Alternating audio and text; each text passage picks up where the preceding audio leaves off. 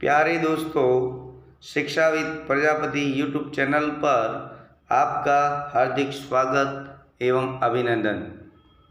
आज का प्रकरण हिंदी विषय के अंदर वाक्य के बारे में अपन चर्चा करेंगे और वाक्य टॉपिक प्रकरण में से रीट एवं अन्य कॉम्पिटिशन एग्ज़ाम के अंदर इस प्रकरण से संबंधित प्रश्न है वो पूछे जाते हैं।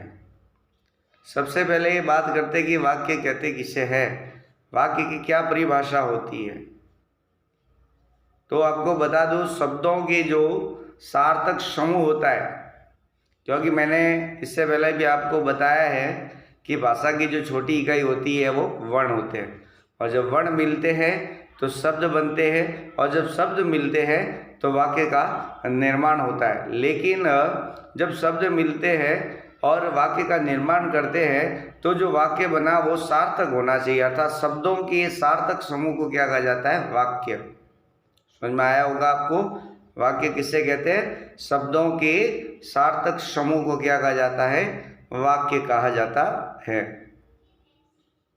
दूसरी बात, वाक्य के अंग, कितने अंग होते हैं। वाक्य के दो अंग होते हैं, एक होता है उद्देश्य और एक होता है विधेय।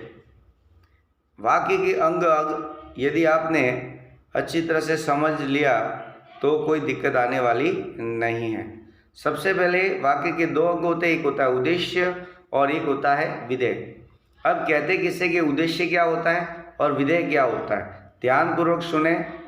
सबसे पहले उद्देश्य, उद्देश्य का मतलब होता है वाक्य में जिसके बारे में कुछ कहा जाता है, वाक्य में जिसके बारे में कुछ कहा जाता है, क्या कहा गया, वाक्य में किसके बारे में कहा गया है। अर्थात आपको देखना है कि सेंटेंस में सब्जेक्ट कौन है, अर्थात कर्ता कौन है। जो कर्ता होगा वही आपका क्या होगा, उद्देश्य होगा, ठीक है ना। दूसरी बात, विधेय। विधेय किसे कहेंगे, जो सेंटेंस आपको दे रखा है और कर्ता के बारे में जो कुछ भी कहा गया है, कर्ता क्या कर्म कर रहा है, क्या कर रहा है, जो भी बातें बताई जाती है वो सारी बातें क्या होगी, विधेय में आएगी। समझ में आया होगा। उद्देश्य में आपको क्या ध्यान रखना है कि वाक्य में जिसके बारे में, अर्थात किसके बारे में, कर्ता के बारे में, अर्थात यहाँ जो उद्देश्य होगा वो कौन होगा, कर्ता होगा। वाक्य में जिसके बारे में कुछ कहा गया, किसके बारे में कहा गया है, वो उद्देश्य, अर्थात उद्देश्य क्या होगा, कर्ता ही होता है। और विधेय, जो कर्ता के बारे में जो कुछ भी कहा गया है उसे कहा जाता है विधेय, ठीक है, समझ में आ गया होगा। उसके बाद में देखते हैं कि वाक्य के भेद। यहाँ वाक्य के भेद अलग अलग टाइप से अगर क्रिया के आधार पर देखें तो 3 प्रकार के हैं, और अर्थ के आधार पर देखें तो 8 प्रकार के हैं, और रचना के आधार पर देखा जाए तो 3 प्रकार के हैं। तो इस वीडियो के अंदर आज अपन रचना के आधार पर अगर पूछा जाए कि वाक्य के कितने भेद होते हैं तो 3 भेद होते हैं। कौन से, कौन नाम बता देता हूँ आपको। पहला है सरल वाक्य, दूसरा है संयुक्त वाक्य, और तीसरा है मिश्रित या मिश्र वाक्य, ठीक है ना। तो क्या क्या पढ़ा हमने, वाक्य की परिभाषा पढ़ी हमने, फिर वाक्य के अंग पढ़े, 2 अंगों के बारे में जानकारी प्राप्त करी। उद्देश्य क्या होता है, अर्थात कर्ता होता है, और विधेय है वो कर्ता के बारे में जो कुछ भी कहा गया है। उसके बाद वाक्य के भेद हमने पढ़े, क्रिया के आधार पर कितने भेद है, 3 प्रकार के, अर्थ के आधार पर कितने, 8 प्रकार के, और रचना के आधार पर कितने हैं, 3 प्रकार के। लेकिन इस वीडियो में अपन रचना के आधार पर वाक्य के भेद के बारे में पढ़ेंगे। तो कितने भेद होते हैं, 3 भेद। पहला कौन सा बताया मैंने, सरल वाक्य, दूसरा संयुक्त वाक्य, और तीसरा मिश्र या मिश्रित वाक्य। जो मैं आपको बता रहा हूँ, अगर ये आपने अगर समझ लिया तो आपका कोई भी वाक्य अगर प्रश्न किसी प्रकार से भी घुमा फिरा के अगर पूछा जाए तो आप उसका आंसर दे सकते हो। जितना मैं आपको बता रहा हूँ उसको ध्यान से सुनना है, ठीक है ना। आपको परिभाषा याद नहीं तो कोई बात नहीं है, लेकिन जो मैं कुछ आपके पॉइंट टू जो ट्रिक के माध्यम से मैं बताने वाला हूँ उन शब्दों को आप जरूर ध्यान रखें, सबसे पहले जो सरल वाक्य होगा उसमें एक उद्देश्य और एक विधेय होगा, और मैंने आपको बता दिया कि उद्देश्य क्या होता है। वाक्य में आपको कर्ता, एक सेंटेंस होगा उसमें कर्ता और क्या दिया होगा, एक ही विधेय होगा और एक ही क्या होगा, कर्ता होगा। उससे अपन क्या कहेंगे, सरल वाक्य। समझ में आया ना। दूसरा है संयुक्त वाक्य। संयुक्त वाक्य का मतलब क्या होता है, दो वाक्यों को जोड़ने वाला। दो वाक्य अगर जुड़े हुए हैं, ठीक है ना। संयुक्त का मतलब क्या है, जोड़ना। दो वाक्य अगर जुड़े हुए हैं और किसी संयोजक शब्दों से जुड़े हुए होंगे तो ऐसे वाक्य को क्या कहा जाता है, संयुक्त वाक्य, ठीक है ना। अब संयोजक शब्द है ना जो मैं बता रहा हूँ उसको आप ध्यान से समझना। जो कोई भी सेंटेंस दे रखा है उन दोनों वाक्यों को जोड़ा हुआ है, जैसे बीच में तथा आ जाए, एवं आ जाए, या आ जाए, अथवा आ जाए, और आ जाए, परंतु आ जाए, किंतु आ जाए, बल्कि आ जाए, अपितु आ जाए और अतः आ जाए। ये सारे जो संयोजक शब्द मैं बता रहा हूँ ये बहुत ही ट्रिक है आपके।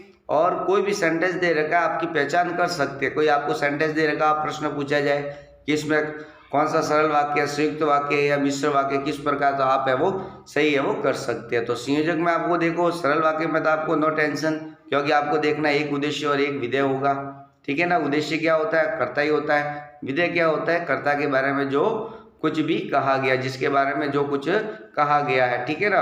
संयुक्त वाक्य में आपको क्या याद रखना है, हमारी ट्रिक क्या है, संयोजक शब्दों को देखना। सेंटेंस दे रखा है, यदि तथा से जुड़ा हुआ है, एवं से जुड़ा हुआ है, या से जुड़ा हुआ है, अथवा, और, परंतु, किंतु, बल्कि, अतः, अपितु, ये शब्द अगर संयोजक शब्द आते हैं, अगर ये जुड़े हुए हैं तो वाक्य कैसा होता है, संयुक्त वाक्य होता है। समझ में आ गया होगा।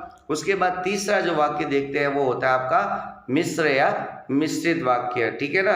मिश्रित वाक्य में क्या होगा, जिसमें एक तो प्रधान वाक्य होगा, एक तो क्या होगा, प्रधान वाक्य होगा, तथा उसके साथ में अन्य वो आश्रित उपवाक्य होंगे, ठीक है ना। और इसके क्या क्या कौन कौन से योजक जो अवयव होते हैं, अवयव के बारे में मैंने एक वीडियो आपको यूट्यूब पे चढ़ा दिया गया है। अगर आपने नहीं देखा तो अवयव का टॉपिक बहुत ही अच्छी तरह से आपको समझाया हुआ है, तो एक बार जरूर देखें। तो देखते हैं कि मिश्र और मिश्रित वाक्य किसे कहते हैं, जिसमें एक प्रधान वाक्य हो और उसके साथ में अन्य आश्रित उपवाक्य हो, ऐसे वाक्य को क्या कहा जाता है, मिश्र या मिश्रित वाक्य। अब बात करते हैं कि प्रधान वाक्य तो आप समझ लोगे, लेकिन आश्रित उपवाक्य एक या एक से अधिक भी हो सकते हैं आश्रित उपवाक्य। अब आश्रित उपवाक्य को, आश्रित जो उपवाक्य उसके भी क्या होते हैं, तीन भेद होते हैं। कितने भेद होते हैं, तीन भेद। पहला संज्ञा आश्रित उपवाक्य, दूसरा विशेषण आधारित उपवाक्य, और तीसरा होता है क्रिया विशेषण आधारित उपवाक्य। आपको कैसे पहचान करना, देखिए सरल वाक्य अगर कोई सेंटेंस देकर एक उद्देश्य एक विधेय है तो आप पहचान कर लोगे सरल वाक्य। यदि संयुक्त वाक्य किसी संयोजक शब्दों से जुड़ा हुआ है तो वो संयुक्त वाक्य। अब दोनों ऑप्शन कट गए तो इसका मतलब तीसरा मिश्र और मिश्रित वाक्य तो हो गई, ठीक है ना। तो भी आपको पहचान तो आनी चाहिए, भाई आपने ऑप्शन सही किया तो इसका रीजन क्या, ठीक है ना। आपके पास रीजन तो होना चाहिए, कारण क्या है उसका। तो तीन प्रकार के आश्रित उपवाक्यों के भेद हैं, संज्ञा आश्रित उपवाक्य, विशेषण आधारित उपवाक्य और क्रिया विशेषण है वो आधारित उपवाक्य। संज्ञा जो आश्रित उपवाक्य जो होंगे तो सेंटेंस में आपको केवल मात्र ध्यान देना है की शब्द से जुड़ा हुआ रहेगा, की, ठीक है ना। छोटा की वाक्य होगा उसमें की देख लेना, अगर की आपको मिल जाए तो 100% है वो कौन सा वाक्य होगा, मिश्रित या मिश्र वाक्य, ठीक है ना। तो अगर उसके भी अगर भेद पूछा जाए कि यह किस प्रकार का वाक्य का भेद है, मान लो संज्ञा आश्रित उपवाक्य है, विशेषण आधारित उपवाक्य है या क्रिया विशेषण आधारित उपवाक्य, ये भी ऐसे भी पूछा जा सकता है। लेकिन ये तीनों मिलाकर आएंगे किसमें, मिश्र या मिश्रित वाक्य में आने वाले हैं, ठीक है ना। तो यदि आपके सेंटेंस के अंदर कोई दे रखा है उसमें अगर किस शब्द आ जाए तो आपको क्या करना है, संज्ञा आश्रित उपवाक्य। संज्ञा आश्रित उपवाक्य किस में आते हैं, मिश्र या मिश्रित वाक्य में आते हैं। दूसरा विधि कौन सा बताया, विशेषण आधारित उपवाक्य। और विशेषण आधारित जो उपवाक्य होंगे तो सेंटेंस में आपको क्या देखना है, जो, जब, जिसे, जहाँ, जिसका, जिसकी, जिसके, ये शब्द अगर आ जाए, वापस ध्यान से सुनना, मेरे साथ साथ में एक बार दोहरान करना, जो, जहाँ, जिसे, ठीक है, जिसका, जिसकी, जिसके, ये शब्द आ जाए तो 100% है वो सेंटेंस मिश्र वाक्य का है। और मिश्र वाक्य में भी अगर भेद पूछा जाए तो क्या होगा, विशेषण आधारित है वो उपवाक्य होगा। और तीसरा भेद है आपका क्रिया विशेषण आधारित उपवाक्य। बहुत ही ट्रिक बता रहा हूँ कि सेंटेंस में यदि शब्द की आवृत्ति होगी, शब्द की आवृत्ति होगी, साथ में नहीं, एक सेंटेंस में एक साथ ही नहीं दे रखे होंगे। जैसे पहले पहले जो शब्द दे दिया, जैसे जब दे दिया, तब दे दिया, ठीक है ना, जब तक, जिसका उसका, जैसा वैसा, जिन वे, ठीक है, यदि तो, ये शब्द की क्या हो रही है, आवृत्ति हो रही है। अगर यदि वाक्य के अंदर आपके शब्द की या आवृत्ति हो रही है, ठीक है ना, आवृत्ति मतलब बार बार आ रहा है, जब तब, जिसका उसका, जैसा वैसा, जिन वे, ये मैं डैश कर रहा हूँ, ये जो कड़ी से जुड़ रहा है, जब तक, ये एक ही सेंटेंस में होंगे, जब तक, जिसका उसका, जैसा वैसा, जिन, यदि, जिन वे, यदि तो, ऐसे अगर वाक्य अगर सेंटेंस में दोनों साथ में आएंगे, शब्द की आवृत्ति हो रही है, तो 100% आपका सेंटेंस कौन सा होने वाला है, क्रिया विशेषण आधारित। और क्रिया विशेषण जो आधारित जो वाक्य होते हैं वो किस में आते हैं, मिश्र वाक्य में, अर्थात मिश्रित वाक्य के अंदर आते हैं। तो आज तो केवल हमने इस वीडियो के माध्यम से थ्योरी को पढ़ा है, फिर मैं सेकंड जो वीडियो रहेगा उसको एग्जाम्पल के द्वारा, जो उदाहरण है, कुछ उदाहरण के माध्यम से फिर आपको समझाऊंगा, ठीक है ना। तो आज का वीडियो अगर आपको अच्छा लगे तो लाइक शेयर सब्सक्राइब करना ना भूले। Thank you. जय हिंद, जय भारत।